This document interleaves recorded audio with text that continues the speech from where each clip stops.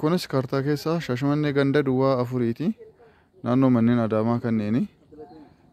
Gabaa boonoo yookaan gabaa gulliitii biraan ol ba'an jechuudha. Asillee kaartaa fi pilaanii keessa jira. Lafti lafa qorqoorroo kana.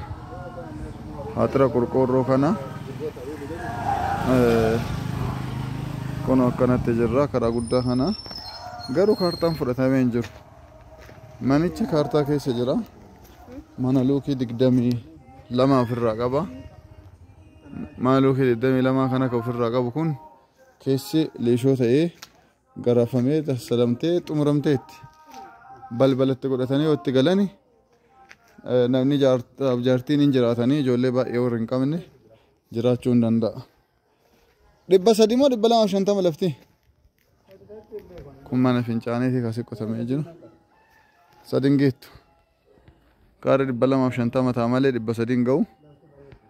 Achiin gara kaan bolokkeetti mana barbaadan akka barbaadan ijaaruuf illee iddoo mijataadha. Ani dhugatti baay'ee natti tolee jira ijoollee biyya Arabaatiif jechuudha humna isaaniitiin wal madaalama. Gatii illee haga jiddu jireetti himachuu irra jiranii 550 jechuu irra jiranii bareeda jedhee yaadaan. Lafa kaartaa pilaanii keessa jiru 550 kaara 250 bitatan jechuun waan gaarii. Sanuu mana hagattii tana akka ofirraa qabu. Tanasuma dhiisanii lafti ardii muluu badhaadha waan ta'eef duuba kanarraan bolokkeettiidhaan eelli kun akka mana bolokkeetti ijaarraa kana akka warra kanaatti ijaarannaani waan itti nafne.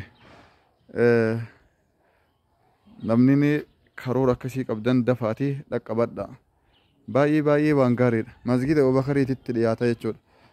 Masgida Qubaa'aatitti illee dhiyaata walakka masgida lamaaniititti argamu. Bakka baay'ee bareeda. Dafaatii dhaqqabadha.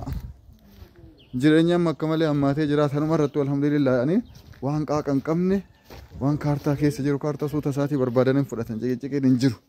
Wanni nama sodaachisu tokko hin jiru. Kana yoo dandeenye gatii illee akka irraa buusan kadhannaa jabaadha.